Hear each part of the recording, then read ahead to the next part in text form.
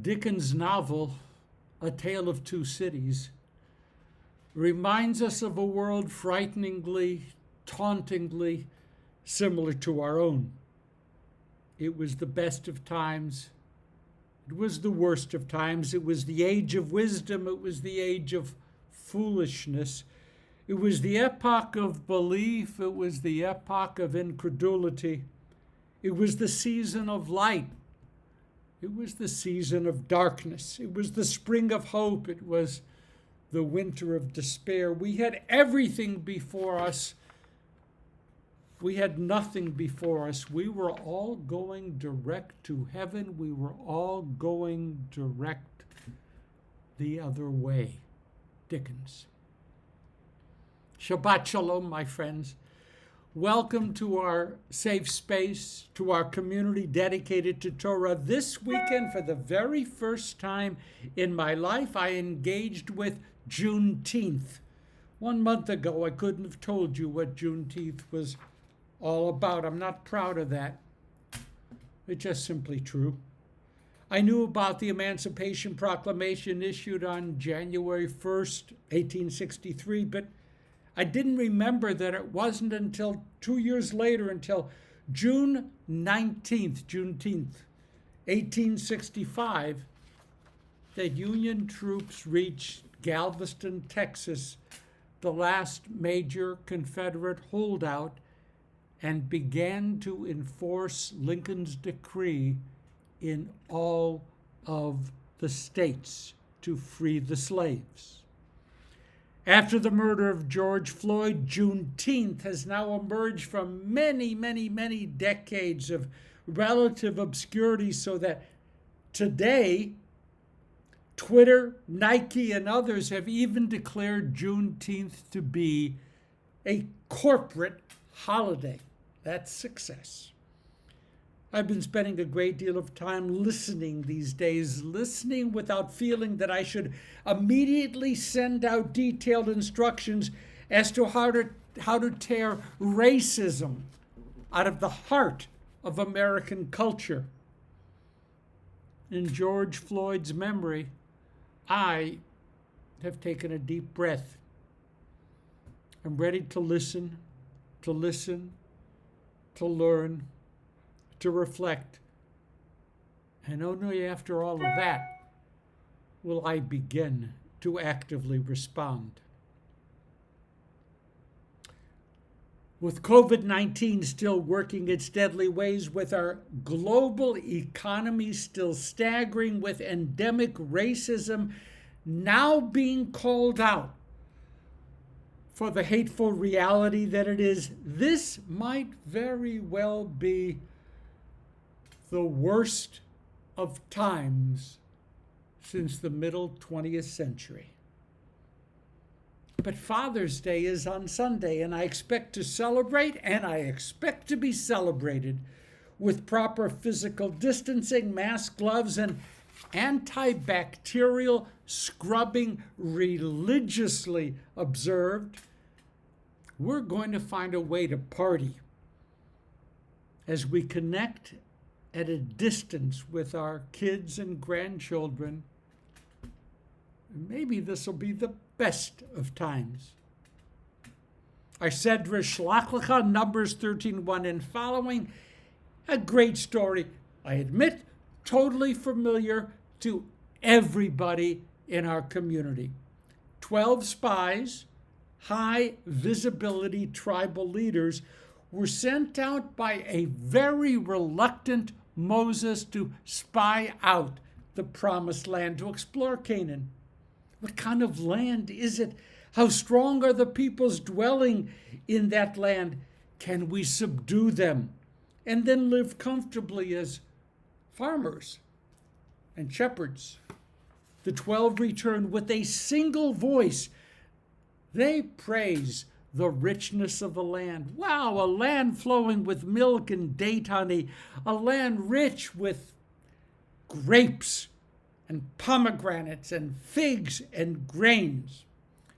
But then the 10 go on to say that the local are too fierce to be conquered by us. They are giants. We felt like grasshoppers in their presence.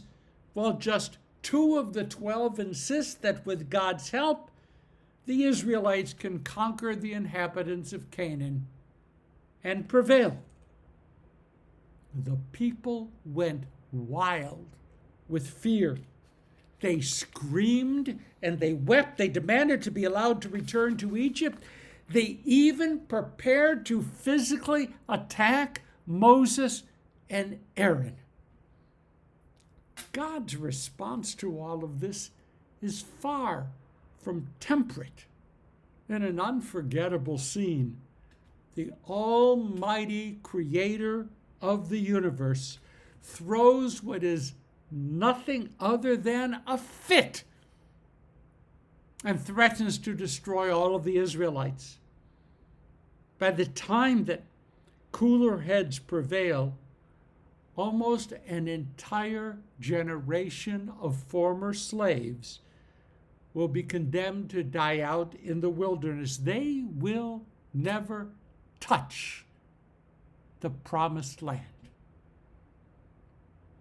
When in the 40 years wandering the events of the 12 spies occurred, truth be told, it's very hard to tease out anything resembling exact chronology in the Torah. Presumably, we are still in the first year of the wandering. Think about it. What an awesome year that first year actually was. The 10 plagues, the Exodus, the crossing of the Red Sea, Miriam's song, standing at Mount Sinai in order to receive Torah, the incident of the golden calf, the building of the tabernacle, all first year stuff. Jewish tradition, trying to tidy things up a bit, placed the incident of the 12 spies around the date of Tisha B'Av, some 4 or 5 months after the Exodus, thus adding a first tragedy to that ultimately very dark date. Okay, so let's drill a bit deeper. Shai held notes that no matter how far they had already traveled from Mount Sinai, over about 4 months, the Israelites actually had not moved at all. Physically, they had traveled from the mountain of revelation, yes, but they hadn't changed. They hadn't learned. They hadn't strengthened their faith from the moment that they began dancing around the Egel HaZahav, the golden calf. Our forebears were still a ragtag band of former slaves dreaming about how better off they might have been if they had never met this guy Moses and that invisible God of his. They had little trust in their own capacity to shape their own fate. They had little trust in their leaders. They had no hope in their future. My friends, just because a people has experienced a great trauma, just because a people has experienced a great triumph, just because a people has acquired a priceless spiritual heritage, just because a people has regained the capacity to control their own fate, none of this is a guarantee that their experiences will predispose them to become somehow different, somehow better, somehow stronger, somehow wiser. That's not how it actually works in life. Think about us. We are going through a tripartite hell right now. And we aren't through falling ill. And we aren't through dying. Not now, not soon. And we aren't through with a crippled economy that still manages to find a way to privilege the rich and to disadvantage just about everyone else. and in the face of tens and hundreds of thousands of protesters, in the face of racists among the police being actually fired, we aren't done with racism, with hatred of the other, with homophobia, with anti-Semitism. Be honest. We are mostly still the same people that we were about 5 months ago when all of this broke open. Just like the Israelites were at the time of the spies. Physical change can be the product of a single act or a single event, but spiritual change, moral change, ethical change all require a conscious act of will, plus time, plus effort. We won't become better just because we find a vaccine. We won't be better because our horribly damaged economy will begin to regain its footing.